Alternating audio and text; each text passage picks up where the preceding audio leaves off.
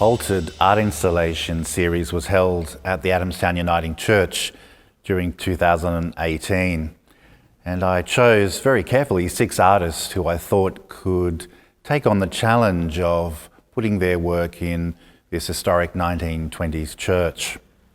Contemporary art is often looked at and experienced in the white cube of a very silent gallery.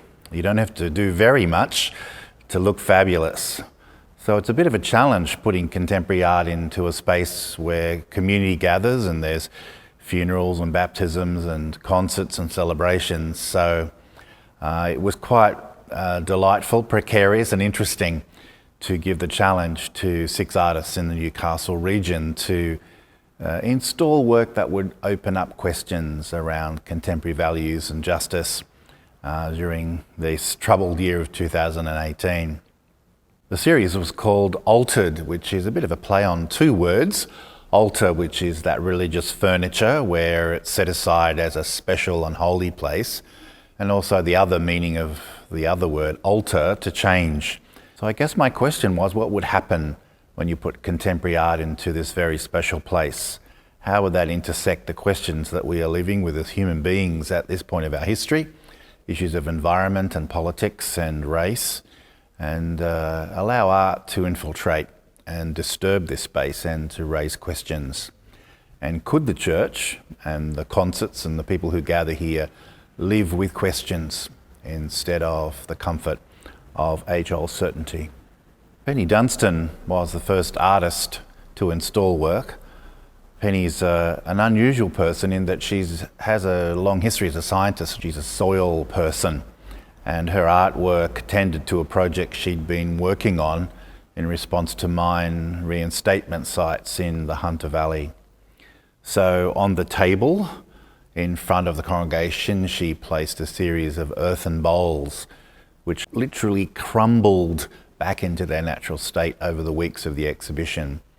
These bowls reminded us that the table is a place of nourishment, but here these soils were of great variety in their ability to sustain life. So it was quite confronting.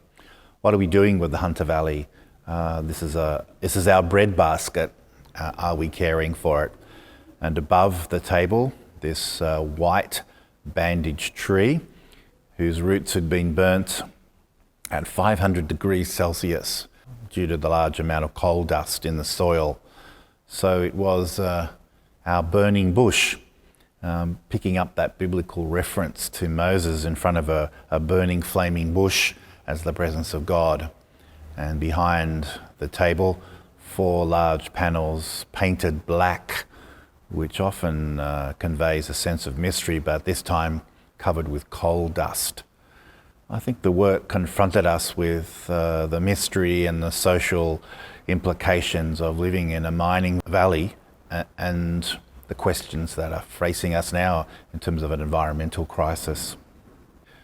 Graham Wilson is a well-known printmaker in Newcastle, and his contribution to the Altered series was a vast, large 2-panel work that had been cut with a knife into ply, and he painted it black. So it's like a reverse of a print. But this scene was a vast, silent landscape. You imagined you could be on the escarpment above the Pacific Ocean around Newcastle before white settlement. This beautifully crafted work gave us a vista of what it would be like before colonial advancement. What was it like to walk these fields and lands and to enjoy the food and the water? The work was entitled Wabikal, which is the name of the Indigenous tribe in this area. The work was installed during an important time, during recognition of Aboriginal people in our culture. It left us with questions about the way we as Australians view the world, view our own neighbourhood and its landscape. This is not an empty landscape, it's a landscape that was filled with footprints for thousands of years. Sculptor Peter Tilley provided a very generous instalment in the Altered series with 4 sculptural works and a number of wall panels. All of these works concern themselves with the shadow that is cast by the human figure. And so he invited rich reflections about the possibility that people, when they visit here, leave their shadow at the door.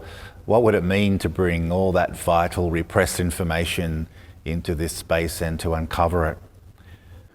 Several of the work's shadows were cast by coal. The large single work at the front of the church in particular had great big lumps of coal as its shadow forming. And that again seemed appropriate in Newcastle, as the shadow of our own prosperity has been cast by mining and its effects on our history. Lottie Consalvo is the fourth artist to take on this space, and she provided a huge 4-panel painting, grand gestures, which I think convey to us a sense of containment, what it's like to be on top of a hill and feel safe, or to be contained in a very special architectural space. These were abstract gestures by a woman in a space which is very architecturally confined with perfect circles and squares. I love the way she forced our eyes to break out of that very angular structure and celebrated the physicality of being human in this space. A shining cloud appears all of a sudden in this space. Braddon Snape did a wonderful installation of one of the works he's currently working on. And what I found most stunning was the fact that these 2 sheets of steel, highly polished, had been blown up into this cloud form by pneumatic air compressor. So it was like a breath, like an object that had taken a big rib cage of expansive air and was floating in front of us. Where's it come from? Where's it going? It had lots of questions, and its mirrored surface allowed everyone from children to grandmothers to enjoy its physicality in the space.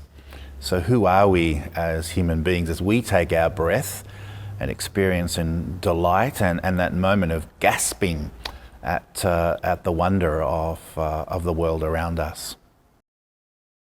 What a delightful and sensual ensemble of works provided by James Drinkwater.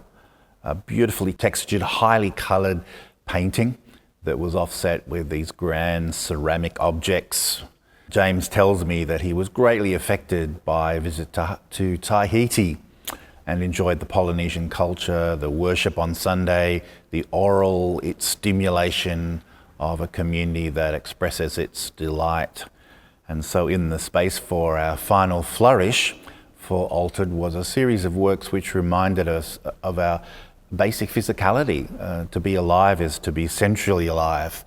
What do we do with the human flesh and the delights it brings into the space? So these grand ceramic vessels invited a pouring out of water, a sensual engagement, and a sense of reverie as your eyes were lured into the painting. Just that moment where things stop and you feel like you're in the sun. Your gaze is returned and you have a grander sense of being alive. It's been an absolute delight and great pleasure to have seen this Altered series come to life. Not only to have the generosity of the artists sharing their work, but to listen and to observe the reaction of people who come here either for the opening or for concerts, and in particularly the congregation who may not necessarily have a rich background in visual arts practice.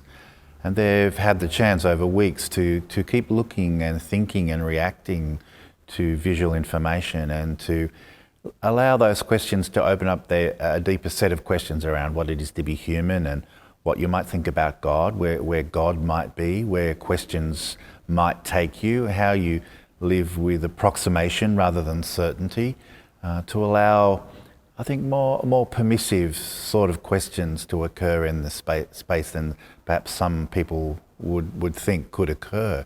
Art is a great provoker, inviter, seducer. It pushes and pulls, and it allows you, I think, to encompass larger questions.